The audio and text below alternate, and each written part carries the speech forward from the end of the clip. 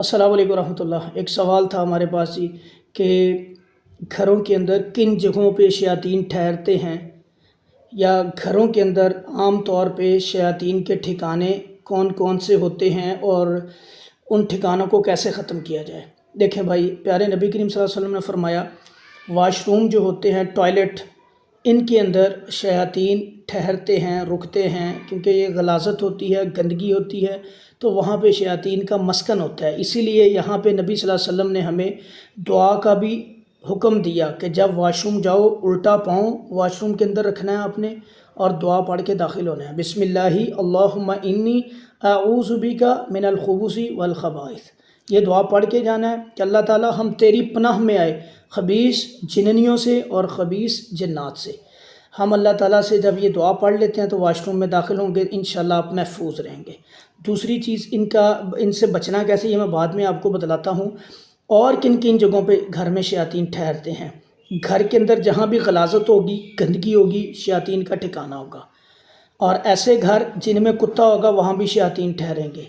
اور جن گھروں کے اندر تصویریں لگی ہوں گی، جن گھروں کے اندر شکلوں والے کھلونے ہوں گے، عموماً عام طور پہ شکلوں والے کھلونوں سے شیاطین تب ان گھروں میں آتے ہیں جیسے کوئی جادو زدہ گھر ہے یا کوئی انتقامی طور پہ شیطان پیچھے لگا ہے، تو ان میں رک جاتے ہیں، ان میں چھپ جاتے ہیں۔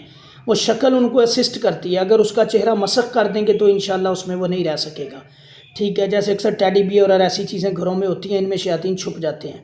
جب آپ پڑھائی کرتے ہیں چھپتے ہیں، نکل کے پھر تنگ کرنا شروع کر دیتے ہیں۔ ایک تو ان کو گھر سے صاف کر دیں، پھر دوسری جن گھروں میں تصویریں لگی ہیں یہ اتار دیں فوری طور پہ۔ تصویروں والے گھر میں بھی شیاطین آتے ہیں، چھپتے ہیں، بلکہ اللہ کے فرشتے نہیں آئیں گے، شیاطین آئیں گے۔ پھر کتا جس گھر میں ہوگا اس گھر میں بھی شیاطین آئیں گے۔ اب یہ تو موٹی موٹی چیزیں ہیں۔ اب جن گھروں کے اندر اللہ کا ذکر نہیں ہوتا، قرآن نہیں پڑھا جاتا، نبی صلی اللہ علیہ وسلم نے فرمایا کہ اپنے گھروں کو قبرستان نہ بناؤ، سورہ بقرہ پڑھا کرو۔ قبرستانوں میں شیاطین ٹھہرتے ہیں، قبرستان شیاطین کی عماج گاہ ہے، شیاطین وہاں پہ رہتے ہیں۔ اب جن گھروں کے اندر قرآن نہیں پڑھا جاتا، اللہ کے نبی ریزیمبلنس کس سے دے رہے ہیں؟ قبرستانوں سے، کہ وہ گھر بھی ایسے ہی ہے جیسے قبرستان ہے۔ اب ہم نے کیا کرنا چاہیے؟ مرد حضرات کو نوافل اور سنتیں گھر میں پڑھنی چاہیے جیسے نبی صلی اللہ علیہ وسلم کرتے تھے۔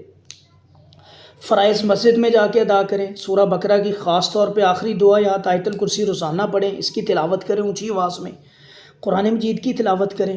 اسی طرح سورہ بقرہ پڑھا کریں، گھر میں خیر آتی ہے، برکت آتی ہے، رزق آتا ہے، بیماری ختم ہوتی ہے، شیاطین وہاں سے بھاگتے ہیں۔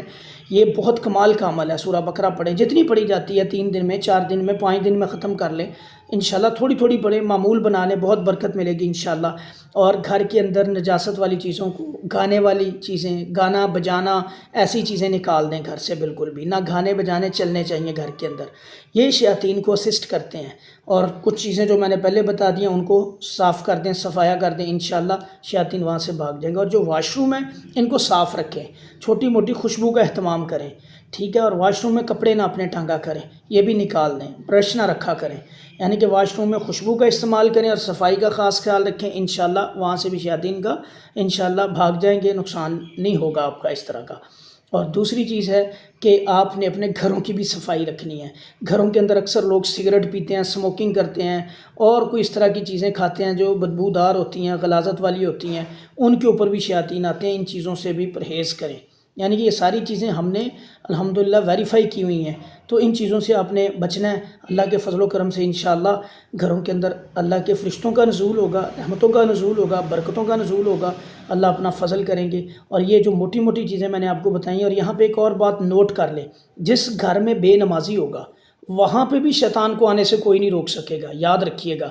اگر 5 بندے نماز پڑھتے ہیں تو ایک بندہ نہیں پڑھتا تو وہ سب سے زیادہ نحوست اس بندے کے ساتھ ہے جو بے نمازی ہے، تو اس کو بھی اپنے گھر میں جو ہے اس کو سختی سے تاکید کریں کہ وہ نمازی بنے، نماز کی پابندی کریں انشاءاللہ۔